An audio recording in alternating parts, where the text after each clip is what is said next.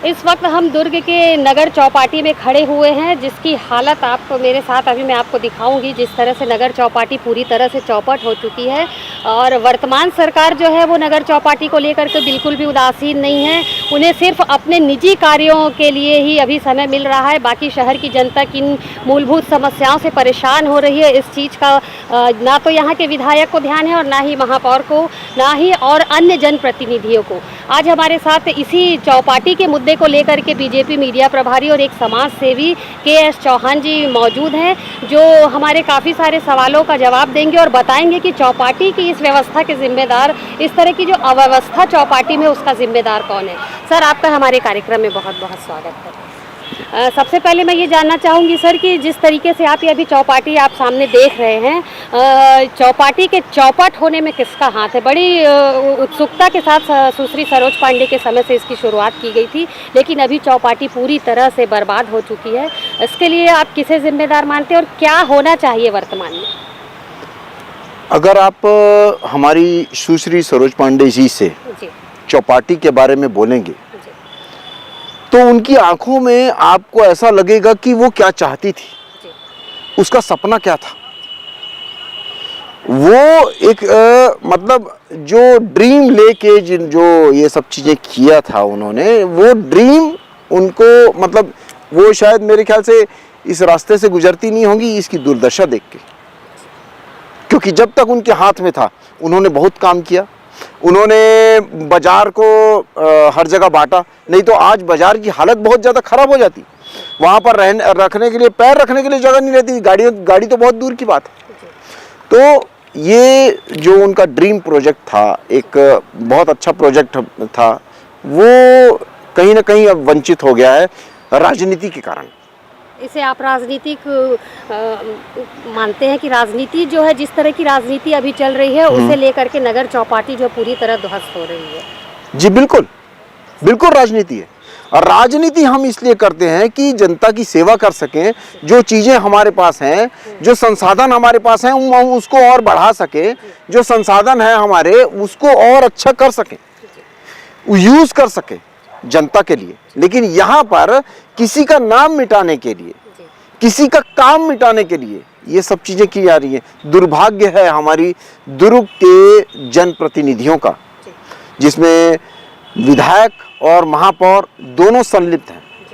जी sir, काफ़ी उम्मीदों के साथ नगर चौपाटी में बच्चों को खेलने के लिए अच्छे नए तरीके के झूले लगवाए गए थे और एक समय में ट्रेन की शुरुआत भी यहाँ की गई थी, जिससे बच्चों का मनोरंजन हो सके। तारामंडल जो जिसमें काफ़ी खर्च हुआ था, वो सारी चीज़ें यहाँ पर अभी आप देखेंगे कि वो शून्य के बराबर है। किसी तरह की तरक्की नहीं। ट्रेन अभी अपन देखेंगे, ट्रेन एक तरफ पड़ी हुई है, उसे लेकर के आप क्या कहना चाहेंगे। देखिए, ऐसा है कि जैसे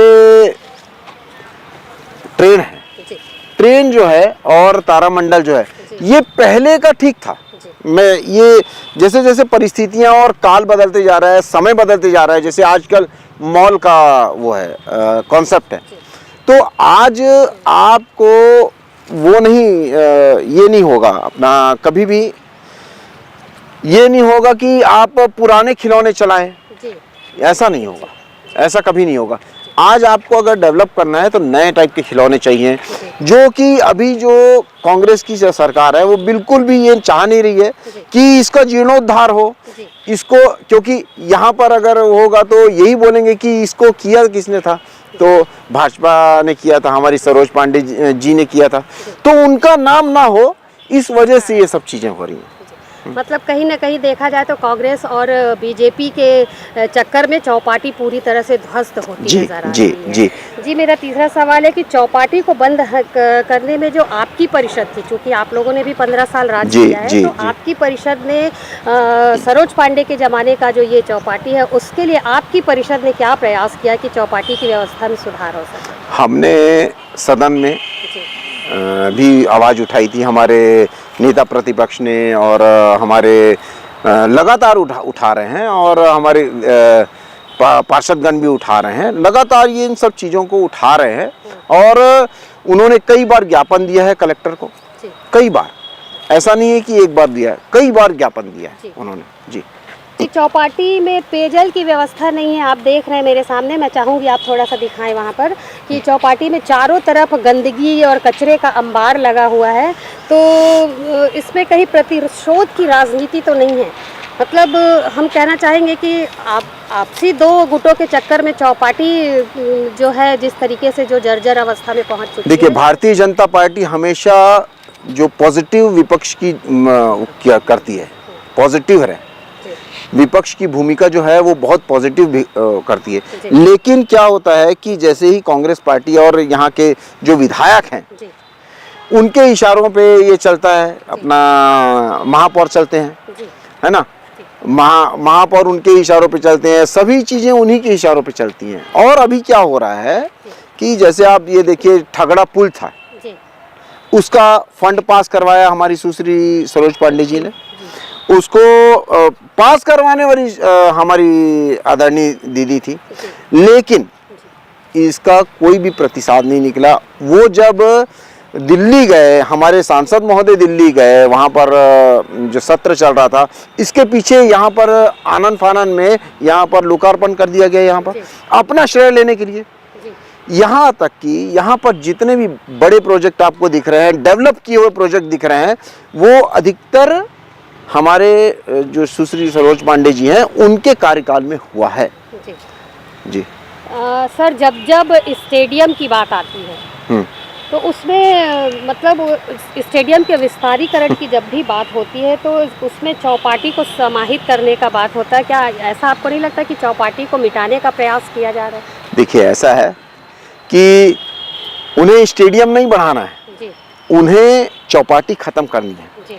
चौपाटी एक हिस्सा है यहाँ का और जिसको हमारे को ठीक करना है जी। जिसको हमारे को फिर से जीर्णोद्धार करना है।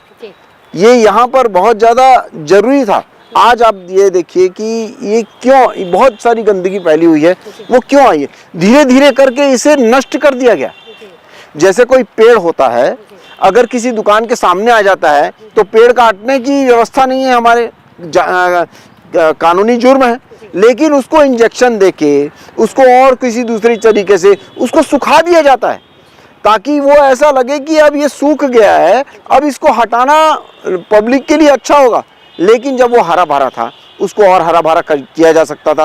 वो जो रहता वो पब्लिक के लिए रहता, लेकिन यहाँ पर तो उसको सुखा के उस पेड़ को, बहुत बड़ी विडंबना है, बहुत बड़ी मतलब ये साजिश है कि ये खत्म करना है इनको। सर, ऐसा क्यों लोग चाह रहे हैं कि चौपाटी को नष्ट कर दिया जाए? क्यों, कि आखिर क्या मंशा है इसके पीछे? सिर्फ और सिर्फ किसी का काम हटाना है, किसी का नाम हटाना है।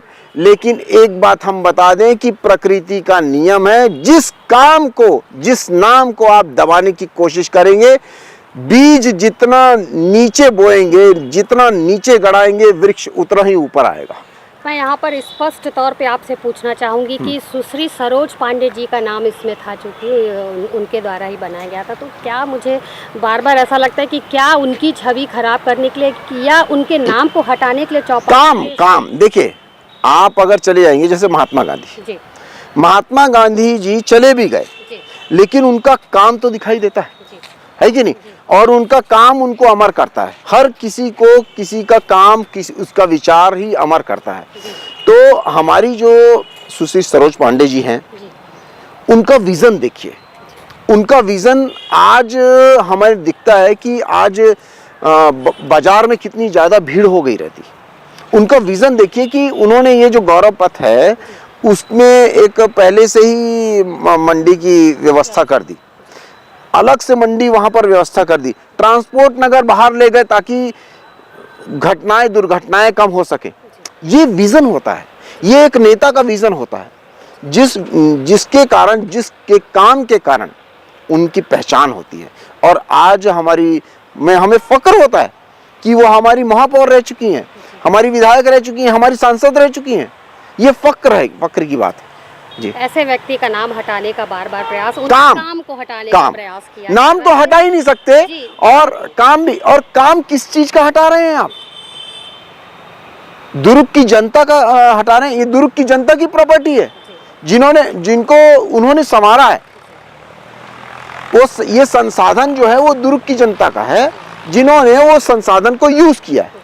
लेकिन आप उस चीज को हटा रहे हैं, उस चीज को जीर्णोद्धार नहीं कर रहे हैं आप।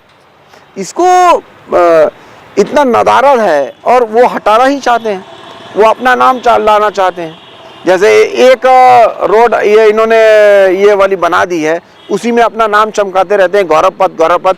आप दूसरी वार्ड में जाइए, दूसरी जगह जाके देखिए, क्या वो ये रोड की स्थिति वैसी है? क्या यहाँ पर चलने वाले ज़्यादा अहम है, उधर चलने वाले अहम नहीं है? काफ़ी सारे खास मुद्दे हैं ये जिस तरीके से आप बता रहे हैं जी। एक सवाल मेरा और है आपसे। तुष्टीकरण की राजनीति कर रहे हैं जी।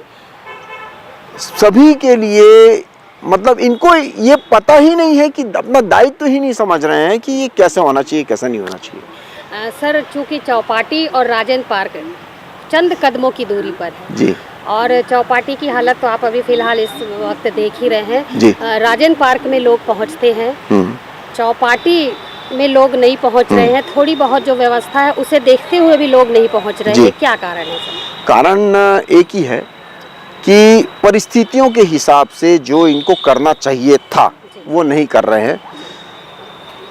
एंट्रेंस का गेट यहाँ पर लगाना चाहिए सामने, क्योंकि एंट्रेंस वहाँ पर है, राजेंद्र पार्क का मेन जगह में है, इस वजह से आप नहीं कर रहे हैं। एंट्रेंस जानबूझ के नहीं किया जा रहा है सामने से, क्यों?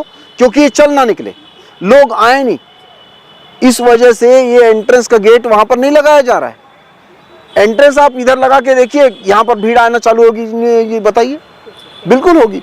अगर आप किसी बाजार में हैं, बाजार में अगर जो उसका एंट्रेंस है, उसका जो मुंह है, अगर आप पीछे के साइड कर देंगे तो क्या वो दुकान चलेगी? नहीं चलेगी।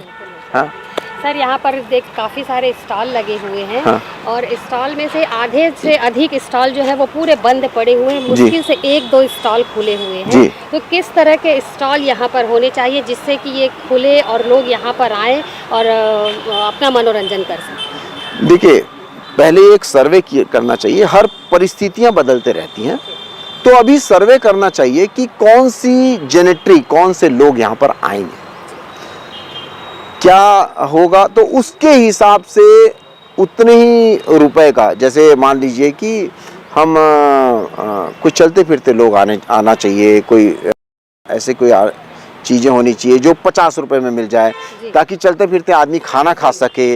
यहाँ पर स्टेडियम पास में है, अपना बस स्टैंड पास में है, ये बहुत हॉट प्लेस है।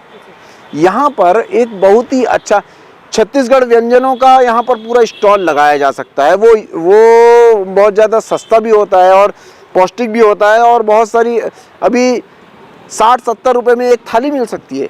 एक आम इंसान जो नौकरी पेशे वाला है वो यहाँ पर खाना खा के जा सकता है। छत्तीसगढ़ व्यंजन, चीला है, टुमरी है, ये सब चीज़ें का करना चाहिए। और मेन है जेनेट्री को देखते हुए ये पूरी व्यवस्था करनी चाहिए। काफ़ी अच्छी सोच है सर आपकी। मैं आपसे ये भी जानना चाहूँगी कि आपकी नज़र में चौपाटी में मुख्य 3 क्या चीज़ें होनी चाहिए आपकी नज़र में? मुख्य 3 चीज़ें, देखिए, सबसे मेन बात यह है कि यहाँ पर लाने की लोगों को आदत डालनी पड़ेगी। लोगों को आदत डालनी पड़ेगी यहाँ पर लाने की। वो आएंगे कैसे? एक तो मैंने आपको बताया कि एंट्रेंस यहाँ पर ठीक होना चाहिए। और आपको मैं बता दूं कि जैसे दुबई है, दुबई का हम लोग समझते हैं कि तेल का सबसे बड़ा बिजनेस होगा, सभी लोग समझते हैं, लेकिन मैं बताऊं 12% सिर्फ इनकम है वहाँ पर जीडीपी की, तेल की। बाकी ट्रैवलिंग के लिए, वो टूरिज्म के लिए बहुत ज़्यादा फेमस है, और उसकी जो अभी सबसे बड़ी इनकम हो रही है वो टूरिज्म से हो रही है, क्योंकि उन्होंने एक ही चीज़ की, या तो वो किसी चीज़ को नंबर 1 करते हैं या सिर्फ ओनली 1 करते हैं।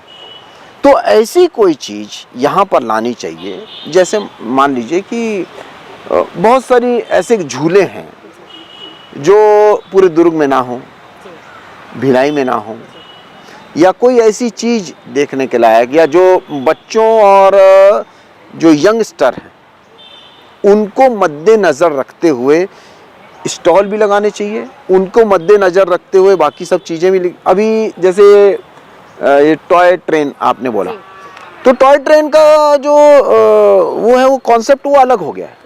अभी आज मान लीजिए कि ऑटोमेटिक क्रिकेट बॉल का आप देखे होंगे मॉल्स वगैरह में, अगर वही लगा देते हैं यहाँ पर हम लोग उस टाइप की कोई चीज़, तो देखिए कितनी भीड़ आएगी।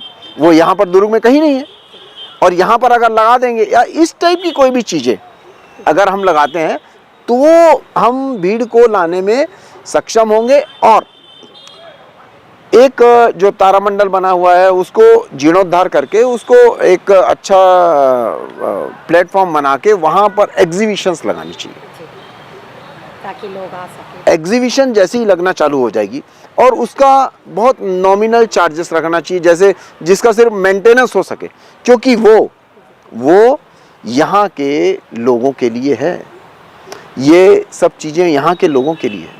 इस वजह से ये वो भी करना चाहिए, एग्जीबिशंस लगानी चाहिए ताकि लोग आ सकें, ये सब चीज़ें करनी चाहिए। सर जैसे कि भिलाई में काफ़ी फेमस है सिविक सेंटर, जहाँ पर शाम के समय हर दिन एक मेला सा लगे रहता है, तो हम अगर चौपाटी की तरफ थोड़ा सा ध्यान दें तो शायद चौपाटी भी उस तरीके की हो जाएगी। इसके लिए आप क्या बिल्कुल बन जाएगी, बिल्कुल बन जाएगी। यहाँ पर एंट्रेंस जो है, अब जैसे देखिए कि सिविक सेंटर में एंट्रेंस नहीं है, अगर आप एंट्रेंस के लिए 2 रुपये भी रखेंगे तो भी वहाँ पर भीड़ बहुत कम हो जाएगी, या 2 रुपये भी मत रखिए, आप बोलिए कि आधार कार्ड दिखा के अंदर आना है तो भी लोग वहाँ पर आना बंद कर देंगे, बहुत कम हो जाएगी। एंट्रेंस फ्री रखना चाहिए। और दूसरी बात कि यहाँ पर जैसे मैंने पहले बोला कि आपको कि ऐसी कोई चीज़ होनी चाहिए जिससे लोग यहाँ पर अट्रैक्ट हों, आने की आदत बने। आने की आदत बहुत ज़्यादा ज़रूरी है, जो कि आदत यहाँ से हम लोग सिविक सेंटर चले आ सकते हैं, यहाँ से हम लोग कहीं और जा सकते हैं, लेकिन यहाँ नहीं आ सकते। ऐसी क्या बात है, यहाँ पर भी सभी स्टॉल लग सकते हैं, लेकिन साफ सफाई व्यवस्था और अगर एग्जीबिशन यहाँ पर लगा दी जाए, एग्जीबिशन लगानी ही चाहिए, और एंट्रेंस सुधारना चाहिए।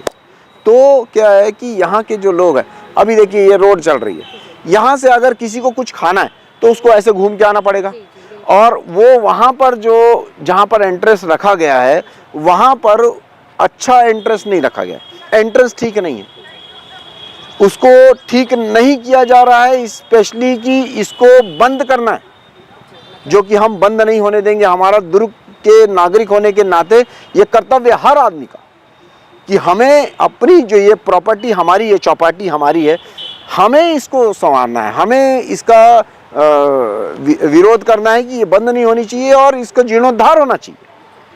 जिस तरीके से चौपाटी की हालत है वहाँ, उसे देखते हुए यहाँ पर काफ़ी सारे असामाजिक, जैसे कि हमने कुछ दिन पहले यहाँ पर लोगों से बातचीत की थी, तो उन्होंने बताया कि लोगों के बैठने और मनोरंजन के लिए चौपाटी होना चाहिए, लेकिन यहाँ पर उसके अलावा जो है अभी आप अंधेरा तत्वों का जो डेरा है वो यहाँ पर शाम के समय बिल्कुल हो जाता है, तो लोग यहाँ आने से, इस स्थिति में भी लोग आ रहे हैं, यदि 1-2 तो वो भी वंचित हो जा रहे हैं। जी। तो उसके लिए क्या प्रयास होना चाहिए? जी देखिए, महिलाएं हैं हमारी, माताएं बहनें अपने छोटे छोटे बच्चों को लाना चाहती हैं, वो भटकते रहती हैं कि इधर उधर जाएं, उधर उधर ना जाएं, लेकिन क्या होता है कि असामाजिक तत्व कुछ ऐसे रहते हैं, वो अपने आप को सिक्योर फील नहीं करती हैं। तो सिक्योरिटी के लिए 1-2 गार्ड यहाँ पर तैनात किए जाएं, जो कि एक समय तक, मतलब 6 बजे के बाद हो या जैसे भी हो, तो 1-2 गार्ड हमारे यहाँ पर तैनात रहें। और जब आप ये सब चीज़ें कर देंगे ना, जब लोगों को बुलाना चालू कर देंगे ना, जब लोगों की आप जो आदत डाल देंगे, तो यहाँ पर उस असामाजिक तत्वों से ज़्यादा दूसरे वॉलंटियर्स की यहाँ पर तादाद बढ़ जाएगी। वो असामाजिक तत्व अपने आप भाग जाएंगे, मैं सही बता रहा हूँ। बिल्कुल। जैसे जैसे यहाँ पर आता गया वैसे वैसे साफ सफाई भी हो जाएगी, क्योंकि यहाँ पर जो आएगा, अब आज 10 लोग आते हैं, कल को अगर 50 लोग आएंगे तो 50 लोग ज़्यादा बोलेंगे, आवाज़ उठाने वाले ज़्यादा हो जाएंगे कि यहाँ पर साफ़ सफाई होनी चाहिए, असामाजिक तत्व नहीं होने चाहिए, इसकी डिमांड होनी चाहिए। तो सबसे पहले लोगों को लाना ज़रूरी है, लोगों को लाना ज़रूरी है, अपने आप सिक्योरिटी हो जाती है। जैसे जैसे लोग आएंगे वैसे वैसे सिक्योरिटी अपने, हाँ, अभी मान लीजिए कि एक महिला है, एक महिला को देख के असामाजिक तत्व हो सकता है कि कुछ कमेंट्स पास कर दें या कुछ उसको असहज लगे महिला को, लेकिन उसी जगह अगर 10 महिलाएं अपने बच्चों को लेके आ रही हैं तो क्या किसी असामाजिक तत्व को ऐसी हिम्मत करते हुए देख पाएंगे? तो सबसे पहले तो यहाँ पर लोगों का आना चालू हो। लोगों का आना कैसे चालू होगा? जब हम व्यवस्था यहाँ पर ठीक कर देंगे, उनके आने के बाद और व्यवस्था ठीक होने लग जाएगी। जैसे जैसे पब्लिक आने लगेगी वैसे वैसे चौपाटी की जो चौपट व्यवस्था है उसमें सुधार होना शुरू होगा। जी। धन्यवाद सर। ये थे हमारे साथ जिला भाजपा मीडिया प्रभारी KS चौहान और एक समाज सेवी जो काफ़ी अच्छे मुद्दे को लेकर के हमारे साथ नगर चौपाटी पे मौजूद थे, और उनका साफ तौर पर कहना है कि दो गुटों के बीच में चौपाटी जो है, नगर चौपाटी जो लोगों के मनोरंजन के लिए बनाई गई थी, लोगों को सुविधाओं को ध्यान में देखते हुए बनाई गई थी, लेकिन वो आज दो गुटों के बीच में फंस कर रह गई है। चौपाटी के संधारण की योजना है वो पूरी तरह से फाइलों में दब करके रह गई है। तो ज़रूरत है शहर के बीच में स्थित नगर चौपाटी के संधारण की। यहाँ पर जो भी स्टॉल लगे हुए हैं, जो भी झूले लगे हुए हैं, तारामंडल है, बच्चों के खेलने की जो ट्रेन है, उसके संधारण की, ताकि लोग यहाँ पर आए। लोग जैसे जैसे यहाँ पर आना शुरू करेंगे, जैसा कि चौहान जी ने बताया कि लोग जैसे जैसे चौपाटी में प्रवेश करते जाएंगे, चौपाटी की व्यवस्था जो है वो अपने आप सुधरती हो जाएगी और नगर चौपाटी जो है चौपट होने से बच जाएगी। ग्रैंड न्यूज़ के लिए दुर्ग से मैं वीना दुबे।